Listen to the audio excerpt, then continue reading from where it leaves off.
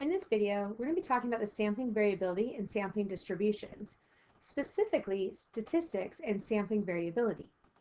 Now, suppose we're interested in finding the true mean or fat content of a quarter-pounder hamburgers marketed by a national fast food chain. Now, to learn something about mu, we could obtain a sample size of 50 hamburgers and determine the fat content for each one. So, would the sample mean be a good estimate of mu? How close is the sample mean to mu? Will other samples of size 50 have the same sample mean? To answer these questions, we will be examining the sampling distribution, which describes the long-run behavior of sample statistic. Now recall that the sample mean is a statistic. So a statistic is a number that can be computed from sample data.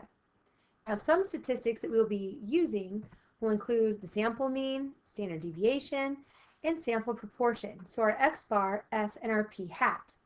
Now the observed value of the statistic depends on the particular sample selected from the population, and it will vary from sample to sample. This variability is called sampling variability.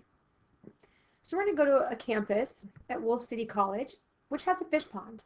Now suppose that there are 20 fish in this pond, and they have varying lengths in inches of those given here. Now suppose we randomly catch a sample of 3 fish from this pond, and we measure their length. What would the mean length of the sample be? So we're going to go ahead and we've caught a sample of lengths 6.3, 2.2, and 13.3 inches. Calculating that sample mean, we get 7.27 inches. And again, we calculated that sample mean by adding the 6.3, 2.2, and 13.3 together, and then dividing them by 3. Well, that x bar, that 7.27 inches, that is a statistic. So now we're going to catch 2 more samples, and we're going to look at those sample means as well. So here we'll have our second sample, which gives us a value mean of 6.23 inches for our sample mean, and a third sample that gives us a sample mean of 10.87 inches.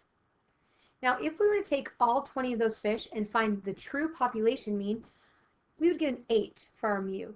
Now notice that some of our sample means are closer and some are farther away to 8. Some are above 8 and some are below that mean value of 8. This is an example of sampling variability. Let's go back to our fish pond. Now, if we were to come up with every single possible sample, there would be 1,140 of those from just that population. Now, if we were to catch all of those different samples and calculate the mean length of each of those samples, we would have a distribution of all possible sample means. This would be the sampling distribution of our sample mean. So again, the sampling distributions of a sample mean are the distribution that would be formed by considering the value of a sample statistic for every possible different sample of a given size from a population. Now, in this case, the sample statistic is the sample mean, or our x bar that we used.